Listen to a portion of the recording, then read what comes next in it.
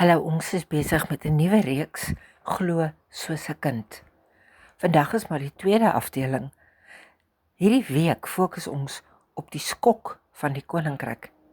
En vandag praat ons oor geloof sonder meriete. Dit kom uit Markus 10 vers 14 uit. Laat die kindertjies na my toe kom en moet hulle nie langer verhinder nie, want die koninkryk van God behoort aan mense soos hulle. Die disippels probeer Jesus beskerm teen wat hulle as 'n onderbreking sien. Kinders wat na hom toe kom, in hulle oë is hierdie ontmoeting onbelangrik, selfs hinderlik. Maar Jesus se reaksie is sterk en duidelik. Hy word verontwaardig.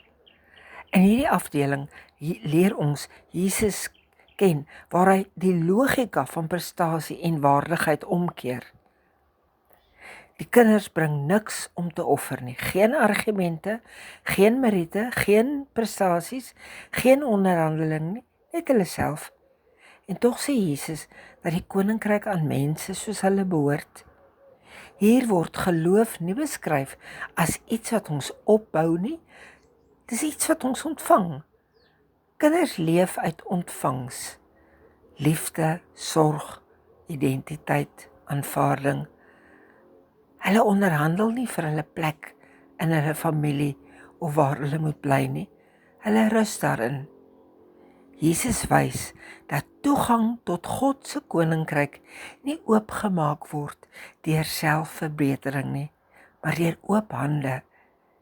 Die hart van geloof is nie om iets te bereik nie, maar om iets te ontvang en om toe te laat dat God dit vir jou gee. Ek wil jou herinner aan ons selfstudiestuk waar jy die geleentheid self kan verder bestudeer, maar ek wil ook vir jou 'n vraag vra. Wat weerhou jou daarvan om by God vrylik te ontvang?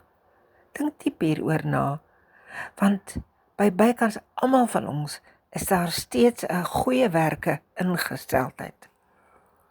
Mag ek vir jou bid, Here? Ek kom vandag nie met bewys van my waardigheid nie, maar met my behoefte. Leer my om te ontvang sonder verdediging en om te rus sonder prestasie.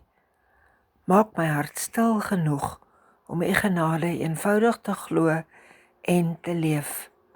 Amen. Ek wil jou net herinner dat hierdie werk, ek doen dit eenvoudig uit liefde vir die Here en vir sy woord. Om dit egter volhoubaar te kan aanvaar, is ek totaal afhanklik van vrywillige bydraes.